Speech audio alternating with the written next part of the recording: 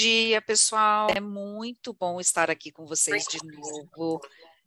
Delícia, adoro fazer esse webinar, ainda mais o de hoje, com esse hot topic aí que nós vamos discutir, hein? Vai ser muito bom esses meninos aqui compartilhando com a gente tudo que eles têm para compartilhar.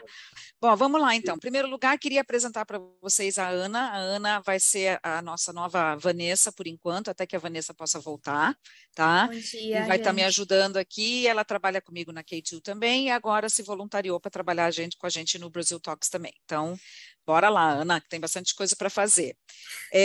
O primeiro slide ali que estava exposto era para mostrar para a gente, para vocês, a nossa nova mídia social, está tudo diferente, mais moderno, está trilingue, está em português, inglês e espanhol, e a gente está procurando sempre manter ele atualizado com tudo que a gente tem feito, com os podcasts, com artigos, e deixo também aberto para quem quiser eventualmente mandar um artigo, alguma coisa em nome de pessoa física, não em nome de empresa, entre em contato comigo que a gente vê se consegue publicar aqui também no site para aumentar o conhecimento de todo mundo.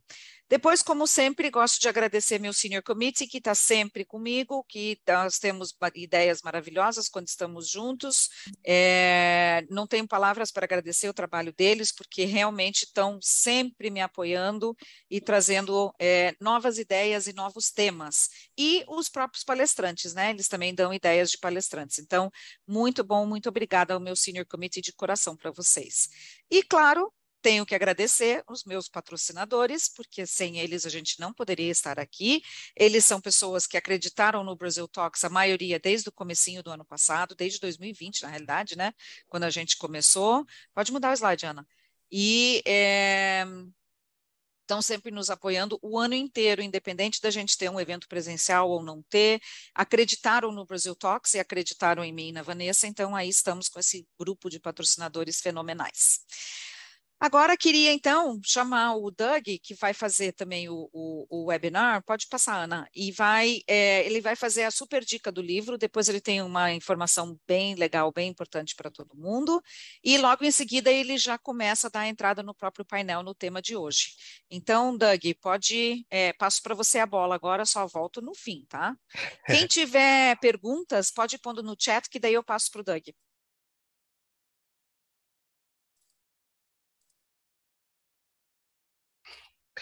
Vamos lá, pessoal. Não há recomendação melhor e mais adequada ao tema do que o livro de uma das pessoas que estará aqui falando nesse webinar de hoje. A recomendação é o livro Direito Imigratório do Daniel Vilas Boas. E aí o livro é uma análise sobre a lei de imigração, né, essa lei de 2017. E para quem é do mundo jurídico, temos ali uma boa doutrina, um estudo jurídico, explicando a lei de imigrações, trazendo alguma luz ao tema, e explicar aquelas leis que às vezes são muito intrucadas, trazendo alguma didática, né? E o Daniel, nesse livro, ele traz uma ótima didática com relação a isso. Então, para vendors é uma leitura obrigatória, aquela pessoa que trabalha ali no dia a dia, é uma leitura muito obrigatória. Para quem está no corporate e quer ter uma liberdade maior com o seu vendor, ser mais questionador, também é um ótimo livro, um ótimo material para saber fazer as melhores perguntas, né? Muitas vezes eu sou muito da opinião que, às vezes a gente vai num texto, a gente vai num livro buscando respostas, o que é ótimo, e o livro do Daniel traz essas respostas. Mas mais do que isso, ela também te faz fazer perguntas melhores. Então, o livro do Daniel está aí para vocês terem esse conhecimento. Falaria normalmente, vão atrás, vão adquirir, mas hoje, no final do nosso webinar, nós vamos ter o sorteio de um desses livros que vai ser dado pelo Daniel Vilas Boas, com dedicatória e tudo mais. Então, fiquem até o final, pelo conteúdo do webinar primeiro, mas também pela possibilidade, eventualmente, de receber o livro. Não conseguiu no sorteio? Corram atrás para adquirir, que eu acho que é um ótimo material, muito em vista do que a gente vai conversar aqui hoje. Vamos lá, pessoal? Vamos começar o webinar de verdade. Vamos lá. Pode passar, por favor? Vamos mostrar rapidinho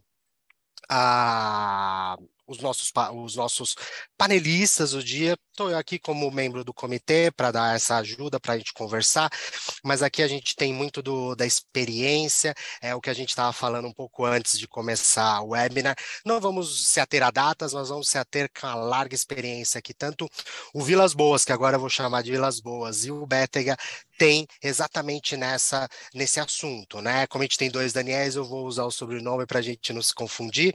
Vilas Boas, advogado, sócio da VB Law e Personal Business Intelligence, com larga experiência como consultor para expatriados e mobilidade global. E o Bétega, Managing Director na Inove, advogado com ampla experiência em mobilidade global e tributação de pessoa física. Nós já trabalhamos na mesma consultoria, então conheço o Bétega de outras situações que nós nos trombamos, mas a ideia aqui é a gente discutir agora esse texto, essa complexidade que é o Mercosul, nômades digitais, como fica a tributação no Brasil. E antes de passar a palavra para os nossos panelistas, a ideia é dar um passo para trás. Vamos dar um passo para trás, porque a gente vai falar sobre Mercosul, nômades digitais, tributação, mas vamos dar um passo para trás, porque a legislação brasileira ela fala muito sobre, com relação à residência fiscal, né? Então, eu brasileiro, a gente tem residência fiscal a partir do momento que a gente nasce, a partir do momento que a gente começa a trabalhar, ou até antes disso, a gente já tem essa residência fiscal. O brasileiro perde residência fiscal? Sim, ele pode, em algumas situações, quando ele vai fora do país por mais do que 12 meses, ele apresenta um processo de encerramento fiscal e ele não é mais um residente fiscal. Ele para de pagar impostos no Brasil? Não obrigatoriamente, mas, em regra, ele deixa de ser um residente fiscal e aí diminui-se as obrigações aqui no Brasil. Um brasileiro, ao voltar para o Brasil, ele, com a intenção de ficar, ele volta a ser um residente fiscal. Mas isso a gente está falando de brasileiro, ele tem a situação de brasileiro, então ele volta para o Brasil e se torna um residente fiscal.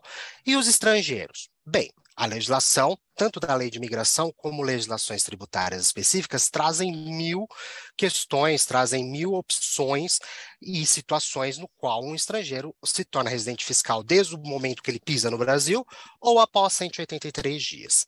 Contudo, como a gente vê até do livro do Vilas Boas, a legislação em 2017 migratória teve uma mudança, ela foi se adaptando e até quando a gente fala do próprio nômade digital, o nômade digital é uma situação para um estrangeiro vir aqui no Brasil, ficar no Brasil, uma situação mega recente, né? Uma situação que surgiu muito até por causa dessa situação de work anywhere, pós-pandemia, pessoa tendo qualidade de vida. Então, a legislação migratória vai mudando, mas aquela legislação tributária, aquela legislação que falava de visto permanente, que falava de visto temporário com contrato de trabalho, essa parte tributária não foi se modificando com a mesma rapidez que a parte migratória. Então, nós temos aqui essas duas situações que trouxeram muitos aqui para entender um pouco mais sobre tributação. O que aconteceu? A legislação tributária não foi se adaptando com a mesma pressa, com a mesma rapidez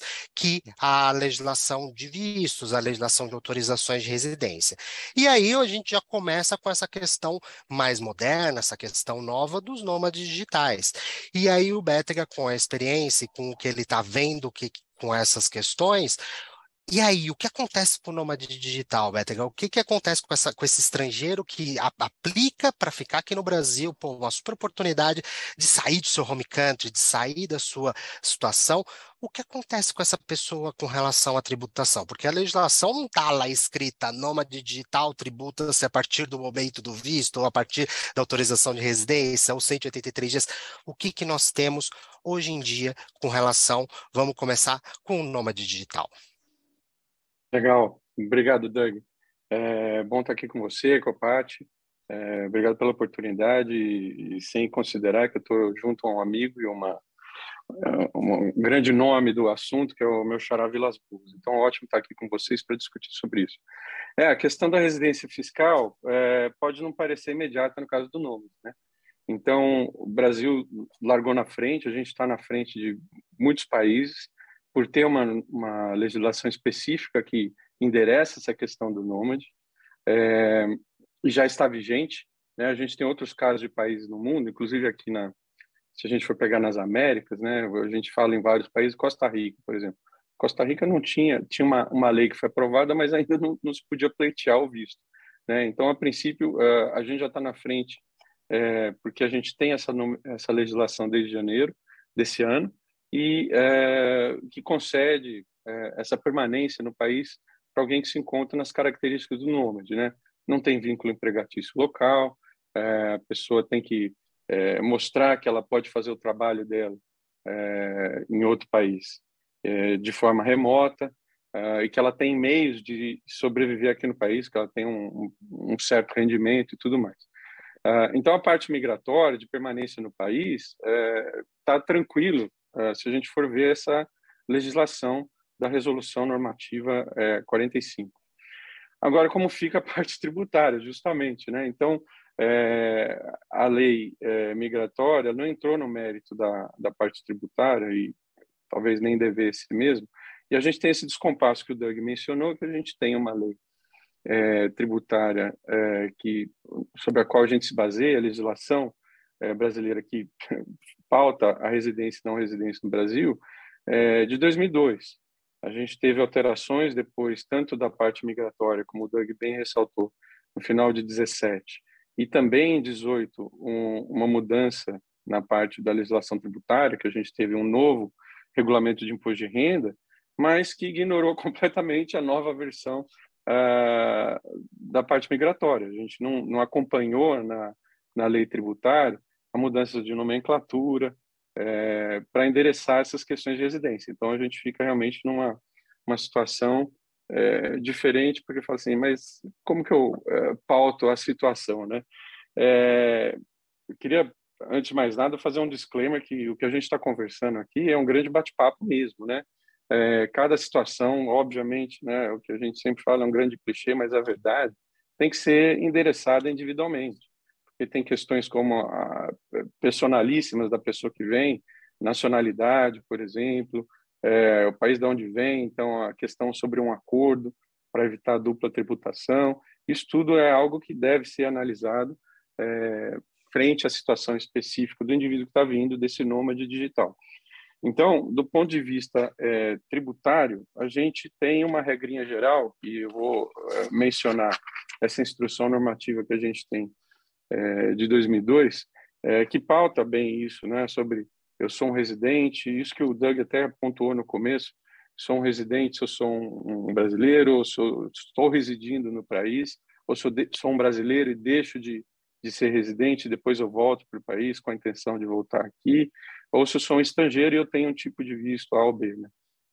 Então, tem um caráter, se for ser um pouco mais técnico, né, tem um caráter subjetivo que pauta a residência do brasileiro e um caráter mais objetivo que leva em consideração a permissão de residência, né, a permissão de estadia do estrangeiro aqui no Brasil, o visto, a nacionalidade e também questão sobre vínculo empregatício, contrato de trabalho local, né? Então, é isso que pauta a legislação brasileira hoje. Tem até alguns casos, né? Então, se eu posso ser simples, é sempre difícil a gente tentar sumarizar isso, mas um estrangeiro que vem para o país, né, com um visto que dê permanência a ele no país e que tenha um contrato de trabalho, ele vai se tornar residente já nesse primeiro dia, né? Então, que é o que se chamava de visto permanente anteriormente, ou um visto temporário com contrato de trabalho local. Quem vem, o estrangeiro que entra no país e que não tem esse visto, né, e passa mais de 183 dias no Brasil, então a partir do 100º ou 84º dia, passa a ter a residência fiscal aqui no Brasil também. Se a gente contar esse período de permanência física, não precisa ser continuado, né, consecutivo ou não, mas dentro de um período de 12 meses. Então daí passa a ser residente fiscal. Essa é a regrinha básica, né? E o brasileiro que é não residente, ele volta a ser residente quando ele tem o ânimo definitivo, o caráter subjetivo, como eu mencionei, com a intenção de residir aqui novamente no Brasil. Essa é a regra geral e é a regra que vale ainda para tudo que a gente faz com relação a estrangeiros, expatriados e tudo mais. A gente tem alguns casos, né, e até são algumas anedotas, que fogem um pouco dessa situação. Então, por exemplo, até 2014, pouca gente sabe, a gente tinha um desvio dessa regra, que é residência no momento 1, né, quando eu piso no país. ou residência depois de 183 dias no país, que era uma residência depois de 12 meses. Pouca gente sabe disso. Existia um parecer normativo de 1970 que pautava a questão de religiosos e missionários. E, nesse caso específico, eles se tornavam residentes fiscais só depois de 12 meses no país. Isso caiu em 2014, ainda bem, né? Porque veio esse ato declaratório executivo e que, junto desse parecer, né, desconsiderou esse parecer e mais uns 100 pareceres que existiam anteriormente, que iam contra a legislação brasileira. Porque senão a gente ia ter mais uma coisa aí para brigar, né? Calma aí, é 183 dias, data 1 de permanência, 12 meses. Então, isso foi desconsiderado, mas existia. A gente tem outra questão em 2013 que aconteceu também, que daí eu acho bem emblemática, que é a questão do programa Mais Médicos. Era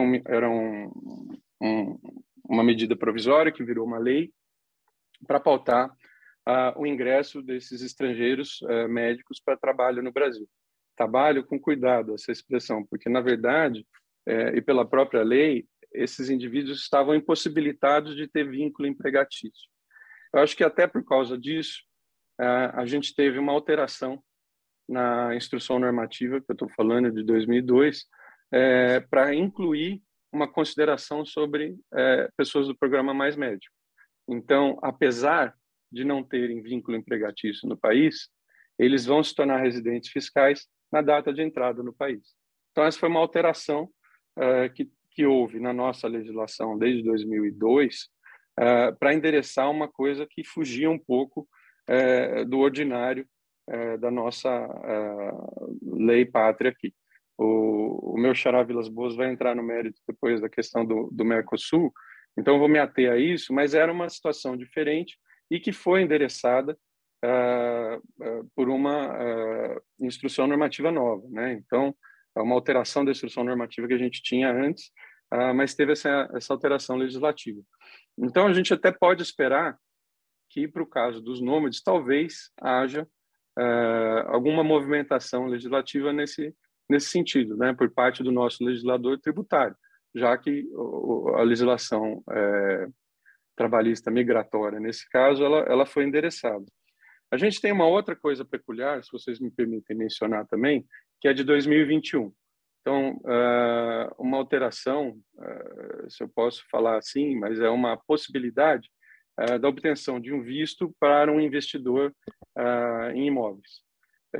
Isso é uma coisa também que adapta a legislação brasileira a outras jurisdições do mundo, né, que possibilitam a permanência do indivíduo no país pelo investimento no país e pelo investimento num bem imóvel. Então, o estrangeiro vem aqui, compra um imóvel, ele passa a ter uma permanência possível no país. Então, também não se endereça a questão da residência fiscal, mas a permanência a esse estrangeiro que compra o imóvel aqui, ela está regulamentada. Eu menciono isso porque essa é uma resolução normativa de 18, eu mencionei 21, desculpa, mas é que houve uma alteração em 21 depois, se a gente pode dizer assim, porque houve uma solução de consulta em 2021 sobre essa resolução normativa 36 que pauta a permanência no país de um estrangeiro que adquire imóvel aqui e que ela iguala essa permissão de residência a um visto temporário. Então, esse estrangeiro que também poderia estar desamparado sob o ponto de vista fiscal, tributário, de quando eu vou passar a ser residente no país, porque ele adquiriu o imóvel e tem essa permanência possível no país, essa situação também foi endereçada. Então, saiu um pouco do nosso feijão com arroz, digamos assim, já houve, pelo menos através de uma solução de consulta, esse entendimento de que equipara essa permissão de residência a um visto temporário, daí, corridos os 184 dias de presença num período de 12 meses, esse estrangeiro potencialmente também ele se tornaria um residente fiscal no Brasil. Corte para 2022, a gente tem a Resolução Normativa 45 sobre o nômade, né? E como a gente pode entender isso?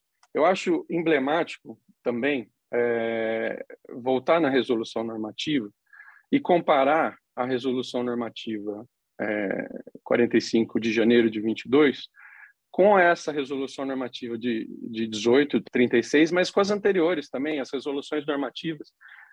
A primeira, né, o número 1 de 2017, que veio logo na sequência da alteração da legislação migratória que a gente teve aqui no Brasil, e eu não vi posso ser sincero para admitir isso, mas em todas as que eu vi, eu devo ter visto não sei, quase todas as resoluções normativas, o legislador foi bem cuidadoso no sentido de falar assim, é uma autorização de residência que o estrangeiro tem.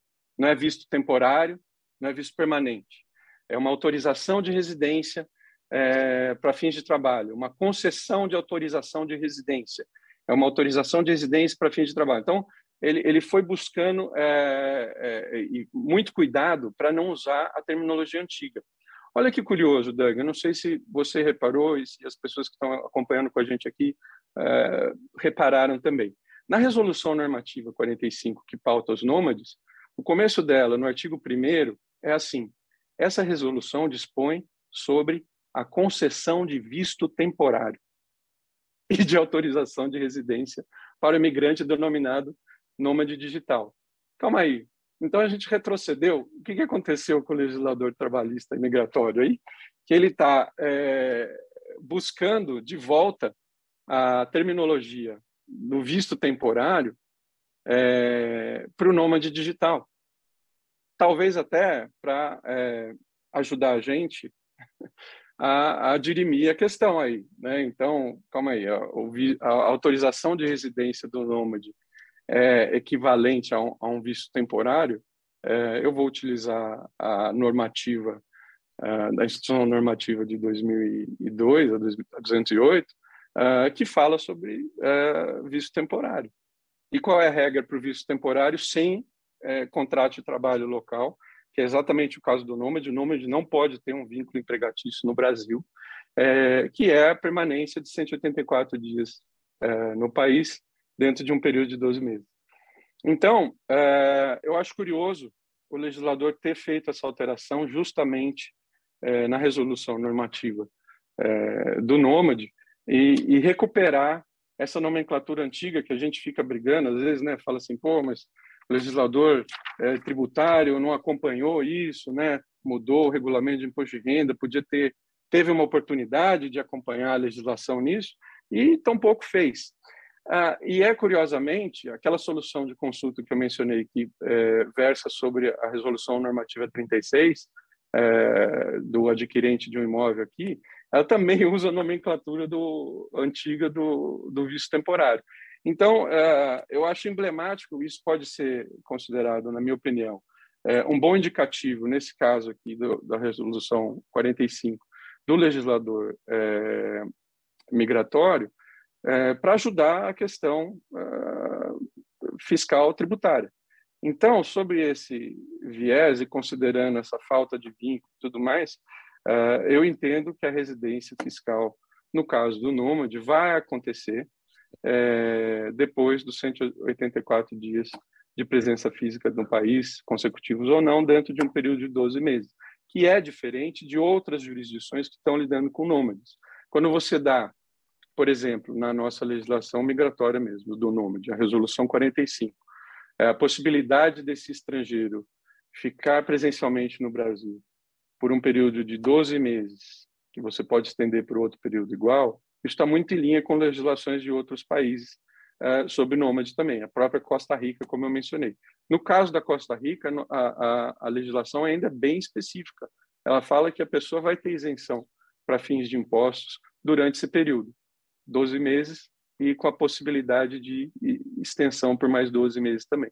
Aqui a nossa legislação não avançou tanto, mas eu acho que a gente já tem aí um bom substrato para poder atuar com isso e considerar antes ou até que haja alguma manifestação por parte do nosso legislador tributário, a aquisição da residência fiscal no Brasil do nômade após esse período de presença física no Brasil. É muito interessante, né, BTH, quando a gente vê, compara essas legislações, que é basicamente toda essa análise que você fez, né, que algumas legislações já estão usando termos modernos, né, que vieram com a lei de imigração e tudo mais, e algumas ainda estão lá nessa questão de visto, que sem dúvida ajuda a gente a dirimir essas pequenas questões, ou talvez o que o legislador tenha querido dizer, mas ao mesmo tempo ela, igual você falou, ela fica ainda com os termos de 2002 e não atualizam para 2017 e tudo mais, para talvez a gente ter uma visão da legislação, nossa, ó, daqui para frente a gente vai usar essa terminologia, menos visto, mais autorização de residência, mas ao mesmo tempo nos ajuda muito para dirimir, já que a própria legislação não traz os pormenores, não traz todos os detalhes, a gente vai ter que fazer essa comparação entre as legislações, né? Então, acho que é muito interessante isso, porque traz, eu acho que para mim, para todo mundo aqui, que os termos, isso, quem é do direito é muito mais. Tem mais isso na ponta da língua, mas quem não é, muitas vezes, o legislador, independente de quem seja o legislador, ele está ali querendo te dar algumas dicas, ele está de alguma forma trazendo terminologias para te ajudar na explicação de tudo. Então, acho que é muito interessante essa visualização que você traz para a gente, a questão do visto, trazendo o visto temporário, pô, é uma terminologia mais antiga, mas se ele quis usar o visto temporário, vamos usar as regras de tributações para visto temporário, né? Pois é, na falta de algo mais direto, né? Que a gente Sem talvez dúvida. gostaria que houvesse, né? Um preto no Que branco fosse aí. direto, né? É, E aí a gente está falando de uma situação que a gente tem uma legislação que ajuda ali para a gente chegar numa conclusão. E aí agora eu falo com o Vilas Boas. E aí, como a gente faz com relação ao Mercosul? A gente tem legislação sobre o assunto, falando sobre isso, porque trazendo extremamente, lógico, o Vilas vai trazer mais sobre essa situação, mas o que aconteceu? Um acordo entre os países do Mercosul facilitou o trânsito entre as pessoas. É uma coisa que não é super recente, mas hoje em dia, num mundo, novamente, que nós temos os nômades digitais, que nós temos muitas empresas pensando em work anywhere, saúde mental de seus funcionários, a gente tem uma situação na América Latina, nos países do Mercosul, que te ajuda de alguma forma a ir para um outro país.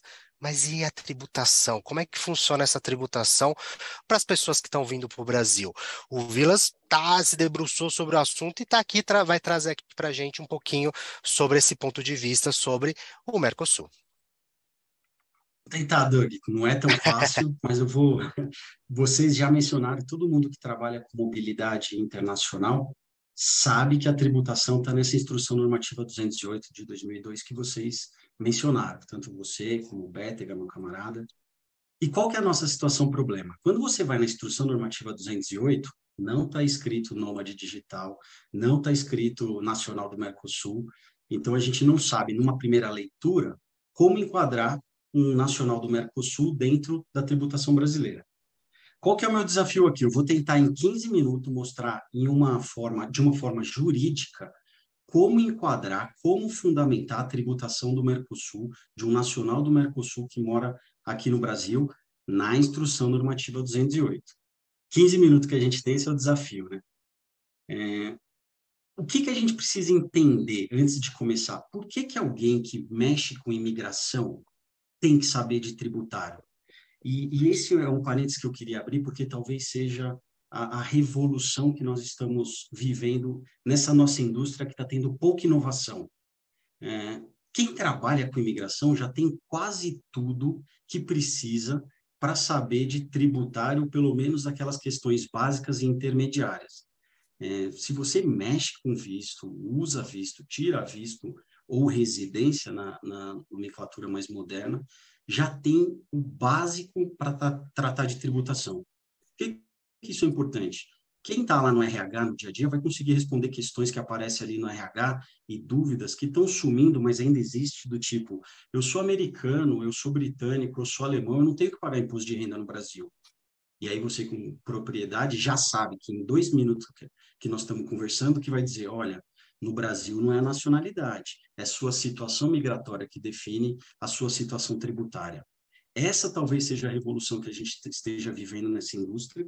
E mesmo internamente, quando vocês estiverem discutindo um expatriado, uma projeção, uma viabilidade de alguém vir para cá, você vincular imigração e tipo de visto e, de repente, falar, olha só, lá com o seu global, com o seu corporativo, a gente tem que pensar no tributário, porque é esse tipo de visto, o tipo de autorização de residência, que vai determinar se a pessoa é ou não contribuinte do imposto de renda.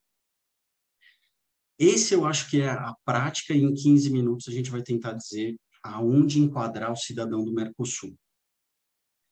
Antes de mais nada, vamos falar o que é Mercosul. Quais são os países que fazem parte do Mercosul? Porque isso é importante para ir disparando alguns gatilhos para a gente. O que eu entendo que é o conhecimento? O conhecimento é que nem o fundo do mar, sabe? Aos poucos as informações vão sedimentando ali e ficam ali para sempre. Então, acho que esse nosso primeiro grão de areia é lembrar quais são os países que fazem parte do Mercosul.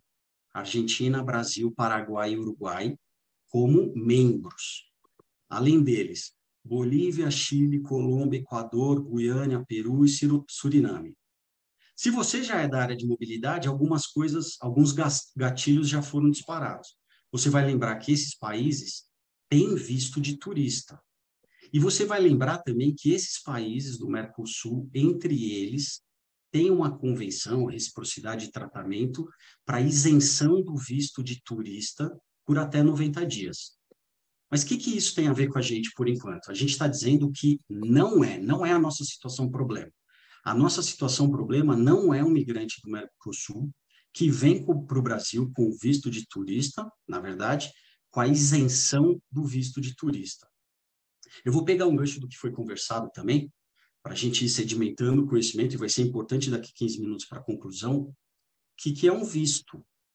O visto é uma etiqueta consular que o requerente vai no consulado do país que ele vive, apresenta uma série de documentos, simples ou não importa quais são esses documentos neste momento, vai ser feita uma análise, depois ele volta com o passaporte dele no consulado para ter a etiqueta, o adesivo colado no passaporte dele. Dentro do Mercosul, existe a isenção desse visto. A isenção do quê? O requerente não vai no consulado, o requerente não pega essa etiqueta e o requerente nem precisa migrar ou viajar para outro país do Mercosul portando um passaporte. Na maioria desses países, exceto Guiana e Suriname, você pode entrar com a identidade civil. E o que isso tem a ver com o nosso contexto? Tem a ver que nós não estamos falando deste visto. Este visto, ou a sua isenção, ou a entrada em uma viagem de visita ou de turismo, não descaracteriza a natureza dele e vai ser concedido por até 90 dias. Então, esse era o primeiro ponto, o primeiro grão de areia que eu queria trazer aqui. Não estamos falando desse cara que veio para o Brasil sem o visto ou isento da etiqueta. Ele vem fazer uma viagem, e aqui a segunda informação importante para a gente, de até 90 dias. Aonde mais na legislação brasileira há um indicativo do que seja uma transferência de 90 dias? 90 dias a gente vai achar na Lei de Transferências Internacionais Brasileira, a Lei 7.064. Quem trabalha com mobilidade também tem que conhecer essa lei, mas eu vou ser bem sucinto em relação a ela para não ficar chovendo no molhado. O que fala a Lei de Transferências Internacionais? Aquele brasileiro, tá bom, nós estamos no segundo ponto, aquele brasileiro que for transferido para o exterior, e é a normativa da lei, a Lei 7.064 trata do brasileiro saindo, ela vai dizer, não é uma transferência se esse brasileiro sair em caráter transitório por até 90 dias. Então, a gente já acha, dentro da legislação brasileira, algo que pode ser usado para aquele nacional do Mercosul que vem para o Brasil sem o visto, que isso tem uma natureza transitória. Esse é o segundo ponto para a gente ir evoluindo aqui no nosso tema, e agora realmente falar qual é a residência Mercosul, a quem foi direcionada. O Doug quase acabou com a minha apresentação inteira, porque ele quase explicou tudo que eu tinha pretendido, e aí minha fala ia ter 10 segundos. O Tratado do Mercosul, ele tem duas grandes motivações, duas grandes funções. Primeiro é fazer a integração dos povos, facilitar a imigração e aumentar a fraternidade entre os nacionais do Mercosul. Quando você vai ler o acordo do Mercosul, e aqui sim nós já estamos atacando a nossa situação problema, ele já começa assim: os nacionais dos países do Mercosul que desejem residir no território do outro Estado. Essa expressão, desejam residir no território de outro Estado do Mercosul, é muito importante para a gente e vai aparecer 3 ou 4 vezes. E aqui eu vou fazer mais uma pausa. Então, há 2 opções para o nacional do Mercosul vir para o Brasil: com visto de turista, ou sua isenção, que teria um caráter temporário ou transitório, e essa pessoa fala, não, essa opção não serve para mim por qualquer razão. É pouco tempo, eu não vou para turismo, mas ele opta por tirar uma residência legal com base no Mercosul. E residência legal, nós ainda não estamos falando da residência fiscal, nós estamos falando da intenção, dos elementos. Então, aquele nacional do Mercosul, um argentino, que deseja fixar residência no território brasileiro, a ele vai ser concedido a residência do Mercosul. Essa residência vai ser concedida de 2 formas, e ainda fala o acordo. Aquele que deseja migrar pode ir no consulado. Então, aquele que deseja, nas palavras do acordo, aqueles que desejem estabelecer-se, vai então no consulado e pede a residência Mercosul, ou, estando no território da outra parte e desejando estabelecer-se no mesmo, apresente-se perante as autoridades imigratórias com uma série de documentos simples, que não vale a pena a gente gastar tempo aqui nos meus 15 minutos falando dela, mas vai receber a residência legal.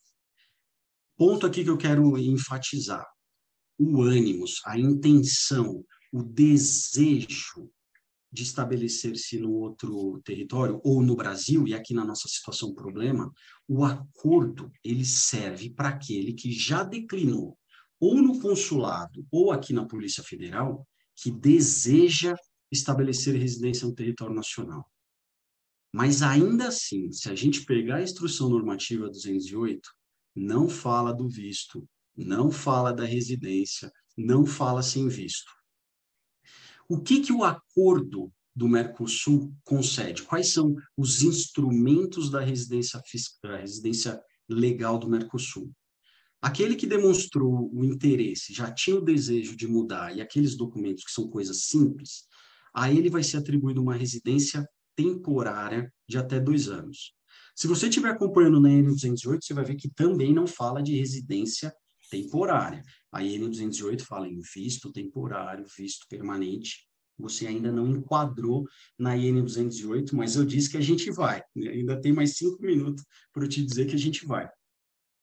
Se você tem uma residência temporária e quiser transformar essa residência numa permanente, antes de 90 dias de expirar, você vai à Polícia Federal, apresenta documentos ainda mais simples e talvez o mais importante requisito que você tenha que preencher, que um imigrante tenha que preencher, e aqui imigrante já é o nacional do Mercosul a quem foi outorgada a residência legal. Então, o imigrante ele vai ter que dizer que ele tem um meio de vida lícito que permita a subsistência do seu grupo familiar. Talvez esse seja o requisito mais importante para transformar uma residência Mercosul em residência temporária, em residência Mercosul permanente. Meio de vida lícito que permita a subsistência. Então, parece que essa nomenclatura da legislação é mais um ponto de controle. É um momento para a gente dizer, para o imigrante dizer na Polícia Federal que ele tem trabalho e ele consegue se manter e manter a sua própria família. Feito isso, vai ser conferido a ele, então, uma residência permanente. Na IN 208 também não fala de residência permanente. E eu disse que a gente tem que enquadrar ela de alguma forma, a residência temporária ou permanente do Mercosul dentro da IN 208. E eu tenho ainda mais uns minutinhos para mostrar. Mais uma coisa antes da gente atacar a residência fiscal, a residência tributária, que é uma residência qualificada.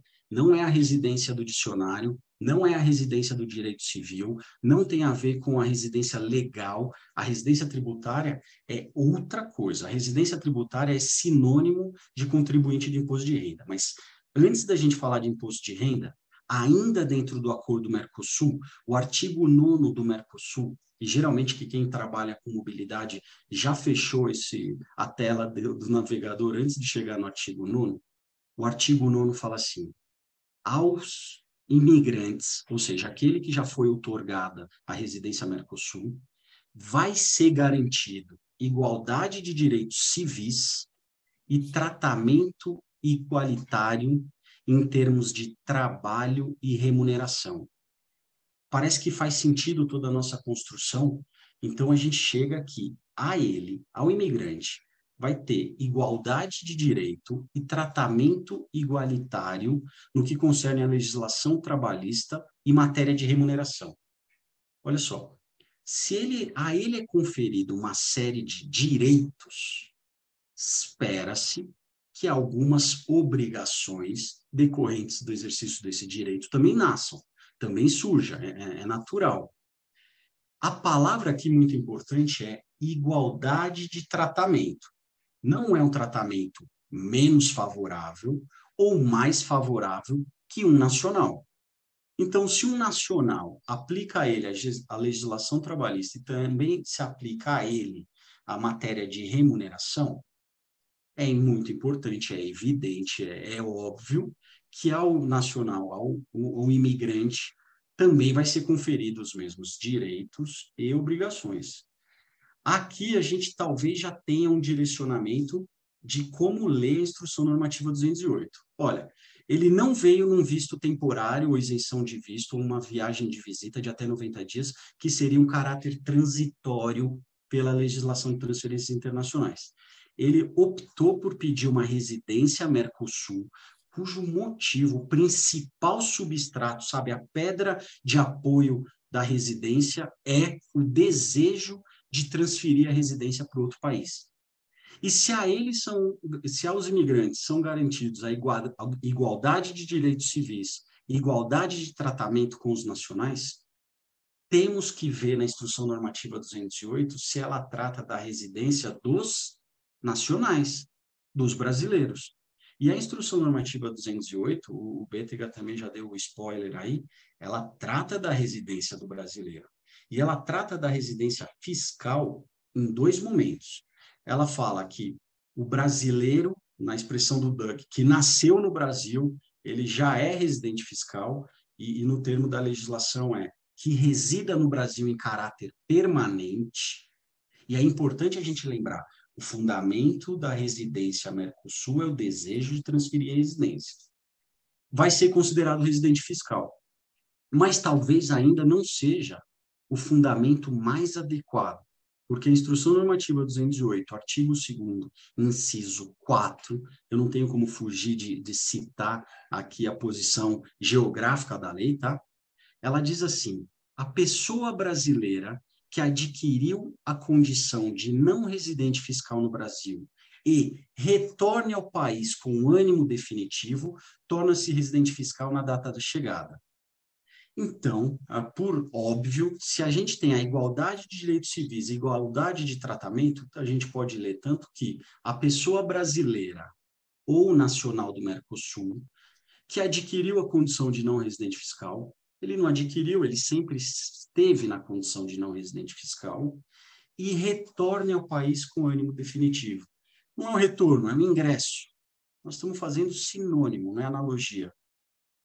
Ingressa no Brasil com ânimo definitivo, torna-se residente fiscal na data da chegada. Independente, por enquanto, se ele tem ou não trabalho, se ele vai ou não procurar trabalho, essa é a construção que a gente faz para posicionar geograficamente na IN 208, num fundamento jurídico, a residência fiscal do nacional do Mercosul. E a última coisa que eu queria falar é a importância desse vocábulo, residência fiscal, aquela residência qualificada. O Regulamento de Imposto de Renda de 1999, ele era muito claro, ele facilitava muito a nossa análise. Se você fosse visitar o artigo 1º, ele abria o regulamento dizendo assim: as pessoas físicas domiciliadas e residentes no Brasil, titulares de disponibilidade econômica, né, de renda ou proventos de qualquer natureza, são contribuintes do imposto de renda. O regulamento de 2018, que revogou o regulamento de 1999, para deixar a nossa vida mais complicada, já é um tema jurídico, já é difícil de ler, ele ainda trouxe um elemento enigmático. Ele diz assim: as pessoas físicas que receberem renda e provento de qualquer natureza são contribuintes do imposto de renda. E aí a gente já tem uma dúvida. Qualquer pessoa, no nosso exemplo aqui, um argentino que trabalhe na Argentina e receba a renda, é uma pessoa física que recebe renda, é contribuindo do imposto de renda, já vem na sequência, no parágrafo 2º do artigo 1º, o regulamento de 2018 fala: não, as pessoas físicas não residentes fiscais no Brasil vão ser tratadas num capítulo específico. Se ele exclui do conceito de residente fiscal os não residentes, e aqui está o enigma, quem sobrou? Os residentes fiscais no Brasil. Então, ser residente fiscal no Brasil é sinônimo de contribuinte de imposto de renda. E o que significa ser contribuinte de imposto de renda no Brasil? No Brasil, nós temos 2 tipos de obrigação: principal, tributária, pagar imposto, e acessória, entregar declaração de imposto de renda ou declaração ao Banco Central. Então, dizer que o nacional do Mercosul, por ter igualdade de direito de tratamentos, é considerado residente fiscal a partir da data de entrada, é o mesmo que dizer ele é contribuindo imposto de renda, pode pagar imposto de renda, deve pagar imposto de renda ou não, porque quem trabalha com mobilidade sabe que existe tratado internacional para evitar dupla tributação, mas que mesmo assim ele está obrigado a entregar a declaração de imposto de renda ou declaração ao Banco Central, mesmo que não pague tributo, mas que se não fizer tem penalidade, tem multa e pode ser punido por não cumprir essas obrigações. Para concluir, eu estou no tempo, né, Doug? Eu já passou. Eu queria até fazer uma pergunta, Vila, em cima disso.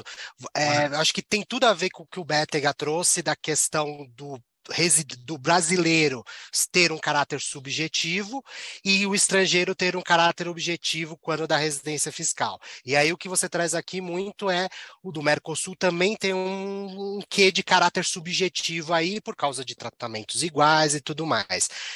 O meu questionamento é, você falou daquele estrangeiro que está na Argentina e vem para o Brasil já com esse ânimos.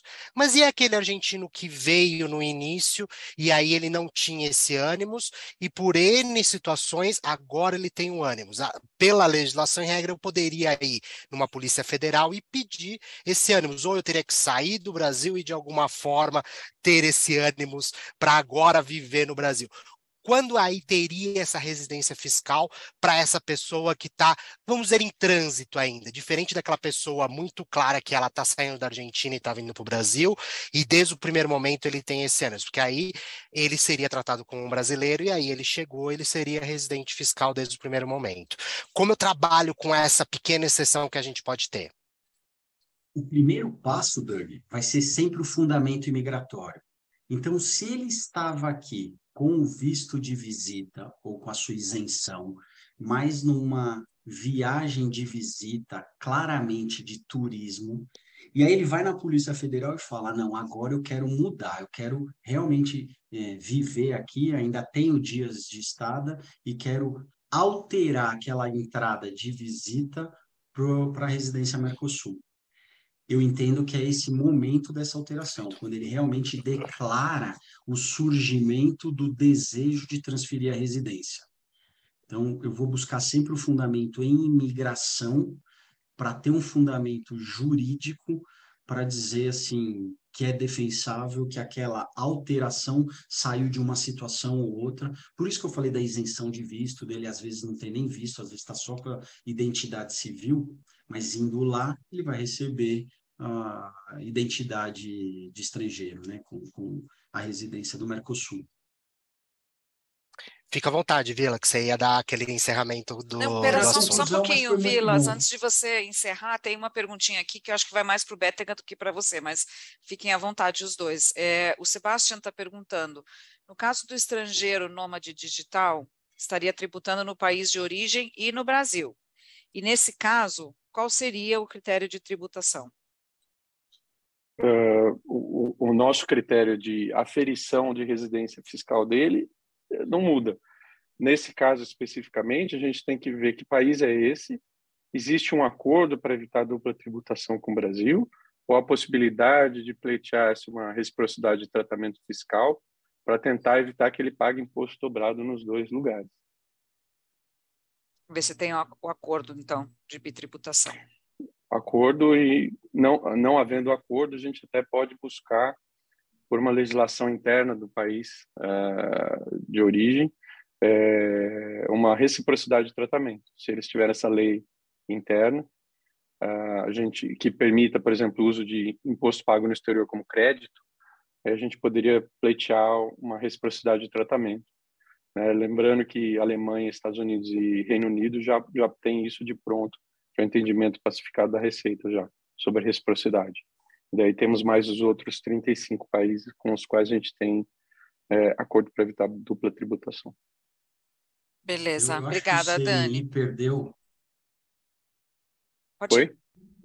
O CNI, o Conselho Nacional de Imigração, perdeu uma oportunidade de fazer uma coisa que ele já fez no passado e funcionava.